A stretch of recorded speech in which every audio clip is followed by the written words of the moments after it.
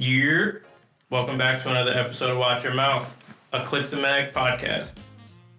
Today we're going to be talking more in the architectural realm, a field that I studied for 5 years and got my master's degree in. We're going to be talking with a very good friend of mine, Ramses Terrero. We're going to be talking about our journey in architecture school, some of the things that we wish we would have learned, and what we aspire to do within the architecture and architecture schooling fields. All right, let's just dive right into it. Hey, what's up, man? Welcome. Thank you for having me. Anytime. So I think first and foremost, I think the best way to kind of like jump into the whole discussion, especially, since this is more architecture, Click is definitely kind of centered around architecture, even though it doesn't really seem that way yet. Seeing as we both got architecture degrees, we went to architecture school, it's a very special setting and situation. What would you say was the big takeaway from architecture school? And then we'll kind of get back into the journey of both of our paths through architecture school. Okay, so I think the main thing that affected me in architecture school was definitely friendships. I think that the group that I was constantly around with, they truly affected my motivation, my morale, my work ethic. My first 2 years, I was very not friendly with anyone. I wouldn't typically hang out. I wouldn't typically show much care. But then I started developing more friendships, and slowly but surely, I ended up, falling in love with the profession and falling in love with the strong sense of community and partnership that the profession has. Yeah. I think that's a very special moment in every, student or aspiring architect's life, is once you get into school and you start to realize, wow, this is what I'm going to be doing for the rest of my life. Once that clicks with you, it's kind of like a downward, or like a ball rolling down a hill. Everything kind of falls into place. Yeah, definitely. And like I said in the beginning, everything was so hard. Yeah. I was failing. I was doing really, really bad in classes, but I don't know. 3 years in, something just clicked. Yeah. And like you said, everything was, downhill from there. Yeah. Everything became so much easier. And as days went by, semesters went by, I, just got better. Yeah. Things just got easier.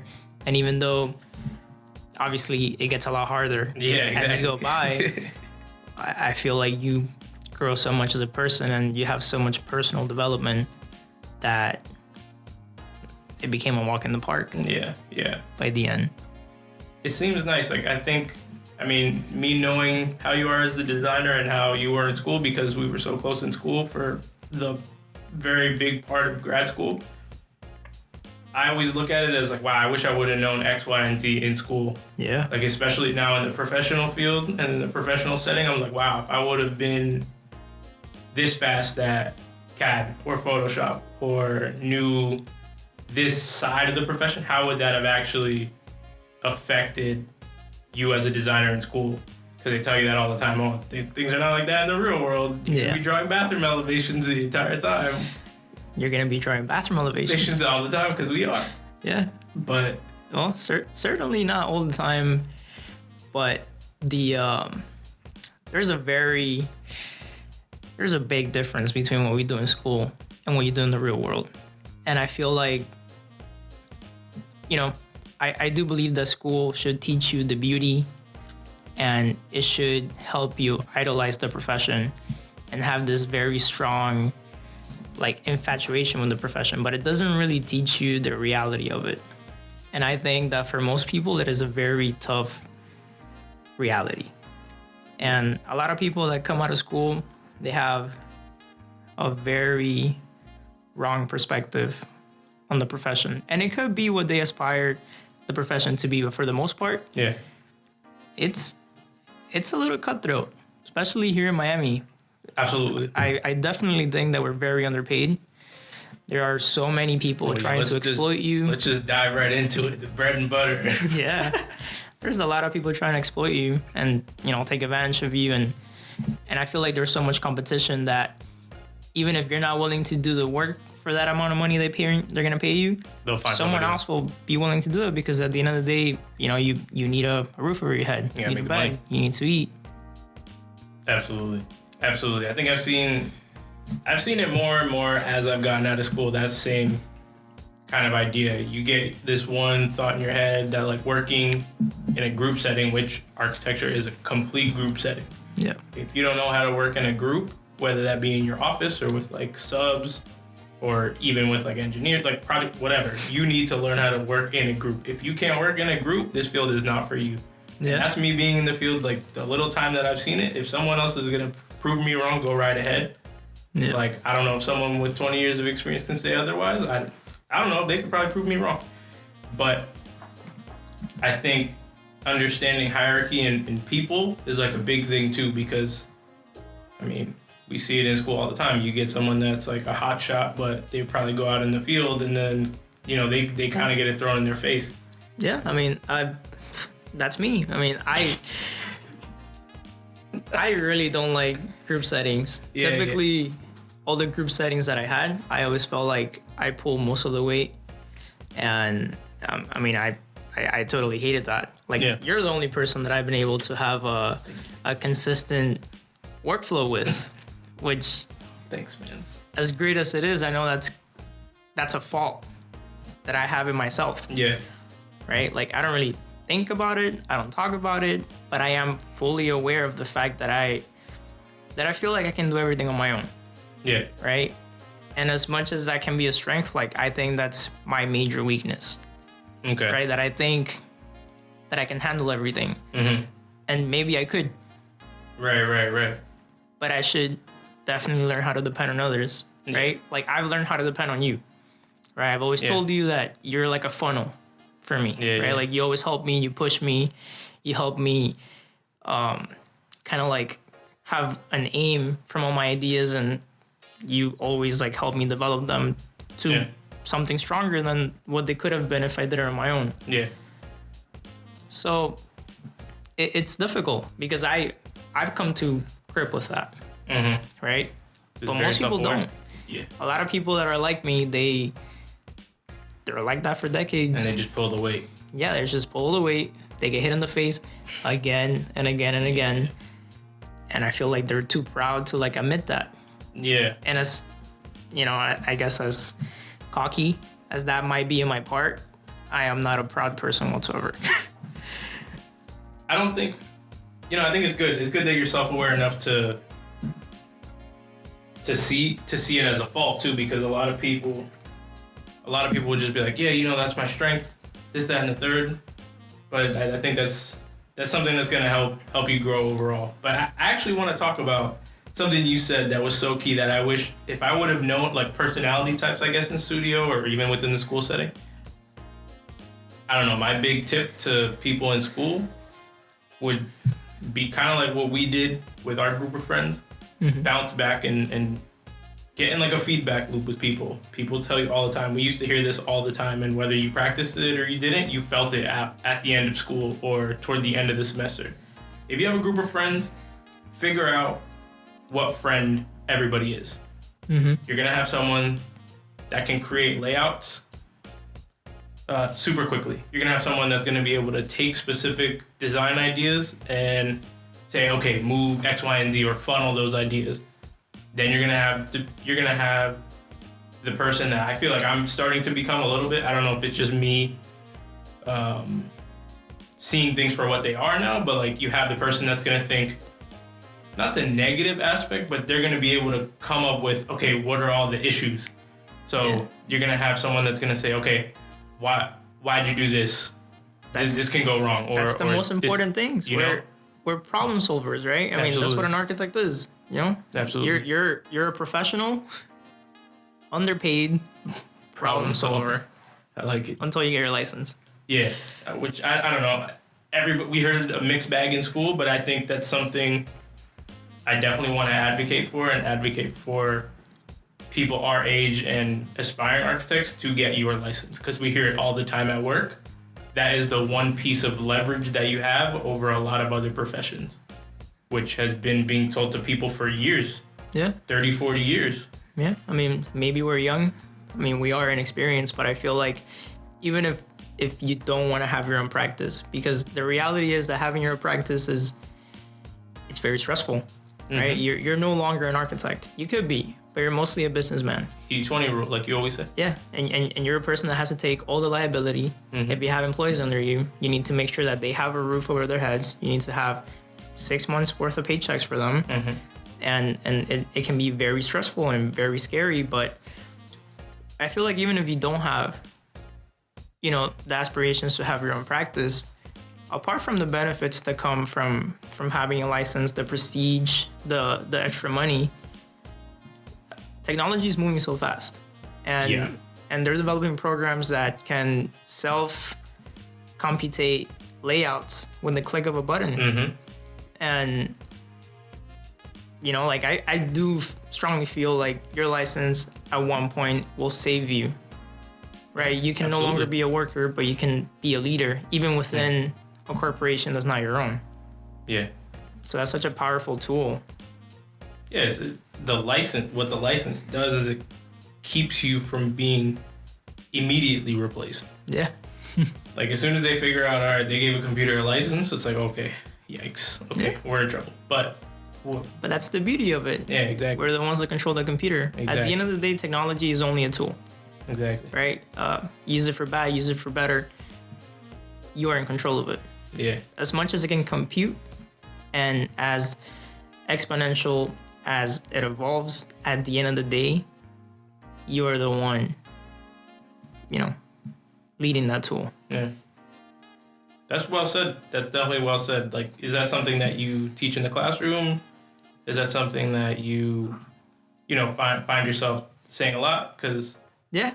So I mean, I haven't said this, but apart from being an architect designer, I'm actually a professor for FIU, and I'm currently teaching a dual enrollment class in the Design and Architecture Senior High. I'm teaching a computational design class, or better yet, computer applications and design. And I have a mixed bag of architects and industrial designers. And I'm constantly advocating the fact that they need to learn computer design. As much as I hate to say it, this profession has become so dependent on all of these computer tools that as much as we want to steer away from it, you can't. Yeah, you can. Right? I mean, having all these ideas, having all of this ambition is an amazing tool. But you can't just put pen to paper anymore. It's not fast enough, right? And yeah, it could be, but it's only the beginning. Yeah, it's only the first step. Exactly. Right? How can you actually carry out a project from beginning to end in such a tight time constraint with pen to paper? Yeah, no. It doesn't work anymore. And that's a reality that I feel like a lot of the architecture education has not completely gotten on board with. Yeah. So they keep teaching all the students, all these young minds, the way that they used to do architecture decades ago. And I personally think that's a mistake. Yeah. Yeah, I think you're absolutely right. I feel like I always said this, the architectural training, which is what schooling was, architectural training, it taught you and trained you how to be a designer, think like a designer, think like a problem solver, and I think that was the beauty of it. But as far as application and real world knowledge, I wish there would have been a lot more of that. Yeah. And maybe, a branch off for people with I guess an aspire or an aspiration to be business owners. Maybe that branch off on its own could have been better, just to see all the realities that it is once you get into the practice, because like you said, it's almost like it's falling 10, 15 years behind of what it should be. Or more. And maybe that's just a structural thing. Like it's very difficult to structure a whole program. Yeah, I commend all the people that have done it. Yeah, it's insane. Like the amount of risk that you take, right? That's how many individuals are you risking right? Yeah. What if you give them a bad education? What if the program sounds amazing in theory, but the practice of it is completely horrible, right? You just put out, There's I don't know, so many 100, 500 individuals out into the world with not a single tool, not a single ounce of preparation. So, and a ton of student debt, yeah. ton of student loan debt, and they can't get out of the hole. Like I don't know. That's the reality of it. I feel like that's It's a system that can be, made to fail. yeah. I think if you're ambitious enough, which kind of ties into the structure of the system, as far as you talk in architecture school, which is something we both aspire to change. But when you look at that system, it's kind of you're given guidelines, but teach yourself. Yeah. Learn how to grow, which I think is beautiful in a sense. You have to teach yourself. You have to struggle. We talk about it all the time. You have to, you have to learn something because you need to learn it, not because you want to learn it. You need to learn this task because it's going to get you out of a hole. Yeah. I'm a very strong believer that there are two teachers that will teach you more than anyone in your life can ever do: experience and failure. Absolutely. Fail again, fail again, fail again. Yeah. The darkest places that I've been to have been the best teachers I ever had. Mm-hmm. Everything I am to this day, I owe it to all the bad times I had. Yeah. And if you don't fail, how can you learn? Absolutely. Right? If you don't fail, how can you tell what works, what doesn't, what can be done better? Mm-hmm. Right? And even if you fail 100 times, it's gonna harden you as a person. Yeah. Time 101 could be where you overcome all those issues. Yeah. Even if you keep on failing, I promise you it's gonna hurt a lot less than the first time you failed. It's like when you fall in love for the first time. You get your heart broken. You think it's gonna be the end of the world. You fall in love again, even harder. You get back up and you dust yourself off, and you get your heart broken again. Yeah. And again and again and again. And it'll get so much easier. And it doesn't mean that you care less. Yeah. You'll care more. Right. But you'll know how to cope with it. Absolutely. Which I think is such a powerful thing. And it shouldn't be something that people should be scared to do. Right? Yeah. Like, I encourage everyone to fail. Yeah. Not to fail, but to try and not be scared of failure. Exactly. I learned that the hard way. And that was definitely through architecture school. And that was through constantly putting pressure on myself and getting pressure from professors that I looked up to. Yeah. And thinking, this isn't good enough, or damn, I should have done something different. Nothing will ever be good enough. Of course not. Then I didn't learn that until thesis, bro. I didn't learn that until the very end. Yeah. And I was like, even if I would have done X, Y, and Z, it's never good. It's iterative. And as many times as I told myself this, as many times as I heard professors say it, I probably won't get it until years from now. The whole process or whole system that we're in as architects and, like you said, problem solvers, everything is iterative.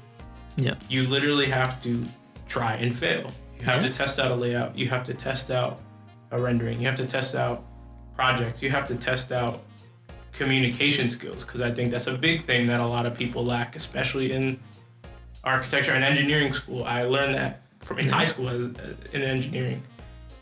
We're not really not well spoken, but we just don't. We communicate poorly. We're not. It's very strange. I don't understand people that are so creative. Yeah, but a lot of us are. I feel like a lot of us are very.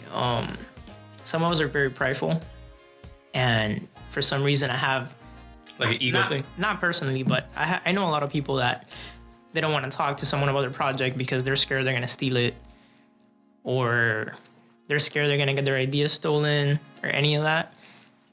I personally don't think anyone is amazing enough at this point to have, this crazy, world-bending, revolutionary idea. And the more you talk about your idea, the better your idea can get. Yeah. As great as you think something is, it might not be, right? It might have flaws. Yeah. And, thinking something in your head might sound great, but the second you actually have the spoken word of what you have in your head, it opens up so many possibilities to other things. Too. Yeah. You're not you also got to think about the community aspect that architecture has in architecture school, and not just architecture, but design school as a whole. Absolutely. Right? You need to talk to people. You need to bounce off ideas, and it doesn't matter how great you are. If you don't know how to sell yourself, if you don't know how to talk to others, if you don't know how to present your work, what is it all for? Yeah. You can spend 3 years working on something. If you don't put it out there, what's the point? Yeah, absolutely. And that's something I feel like I hate that my students are, they are by far the most talented bunch of kids I have ever seen. I saw their work. It's amazing. So I teach, my students are all juniors. They're between 16 to 18, and I have never seen kids that age produce the level of work that they do. Yeah. Have the level of ambition and drive that they have. And the fact that they can pump out such amazing shit. Yeah. And they feel like they're not good enough. They have so much pressure from each other, from the school, from their parents, from their other teachers. Yeah. And it pisses me off. Right? Because when I was in school, I did pretty well. Yeah. And I did shitty work. Right? But I knew how to show it. Yeah. I knew how to talk about it. I knew how to sell it. So I just think if they do amazing work And they have the skills that I had to sell shitty work, they're going to blow the whole world away. Yeah, absolutely. They're going to do whatever they want. They're going to get to anywhere they want to get to. And it's such a strong thing that I want to keep on telling them and telling them and telling them, because I feel like us as designers in design school, typically, we just get shitted on. Oh, yeah. We never get applaud for anything, right? Very rarely. Very rarely. I think Which is great. I think it's amazing. It's amazing that we get shitted on, right? When you get shitted on like 10, 20 times, you grow thick skin. it doesn't matter, right? I mean, how do you feel? All the times that we pulled all-nighters, we went back to a crit, we got a shitty crit. You don't care. You don't care. You don't care. You know, obviously you care, right? You implemented it into your design, but it doesn't hurt you. It really doesn't. it doesn't. It just builds character, and you agree with them. Like, if you know you did something shitty, you know, Mm-hmm. right? But there's definitely prideful people that like will combat it. But the biggest takeaway has to be all those times that you failed, or all those iterations that didn't work as well as you wanted them to, all those crits where you get shitted on and you feel terrible. It makes that one crit that you get like an applause, or it makes it so sweet. So sweet. The best. That those crits that I've had that have gone amazing. Yeah. Those are the best feeling. And I've even had when I like think back to like my thesis crit. Mm-hmm. That was the most my like spoken presentation and just design overall, conversation wise, got out of a jury. Yeah. And it wasn't like a positive or like a negative thing, but the fact that it drew so much conversation, I was so proud of. That's the main point, right? Good or bad. Mm-hmm. It should provoke Conversation. conversation to everyone seeing it, Brooklyn Parasite. right? Yeah. Brooklyn Parasite. Gang. It should provoke conversation, because if you have something that no one can talk about, Mm-hmm. that's how I think that you did a bad job, Oh, for sure. right? If all I can do is like blow hot air up your ass and say, oh, this is great, or this is good. Yeah, that's good. I mean, it's better than this is bad, or you should have done this. But if you have such a radical idea, Mm-hmm. an idea so powerful that professionals that have been in the field for decades can talk about it and fall in love with it and want to help you make that project reach newer heights, Mm-hmm. I think that you have done exactly what you were supposed to do. Exactly. Or even Right. a visceral hate. Because realistically, we have 4 months to do a project? Mm-hmm. And that one project, right? We typically have a BS project in the beginning, a BS project after that, right? And then the main project. Yeah, for all of us that don't know, BS, bullshit project in the beginning, bullshit project after that, and then you have your actual final project. And we have about 2 months to work on it? It was structured like that from probably the first From always. semester, except for All of grad school, oh yeah, except for thesis. D9 and thesis. And then again, D9, D10, and thesis. And not really. In D10 we had that's true. we had a quick project in D10. That's true. Oh my god. Which was great, right? Wow, It makes you like think on your how feet. quick it was. It was like a month. Yeah, it was a month. And you realistically cannot do a project at that scale in that month. Mm-mm. Right? But well, our D10 was more of an urban planning, business kind of. This is kind of like where we get into like the structure of school. Yeah. Where each studio should give you one more. This is what my undergrad Professor Patel would tell us. Every design studio should give you like one more tool, like notch in your tool belt, or one more tool in your tool belt. Yeah. Okay, so let's talk about that. Yeah, absolutely. What do you feel like you learned from grad school on for each one of your semesters? From grad school on, okay. Yeah. We'll start with D5 and go till thesis. Okay, D5 I learned, for those that don't go by like D5 or D whatever, like that's first semester of grad school, so your third year. So our third year, how our grad school was set up. So first. By the way, we went to an accelerated master's degree program.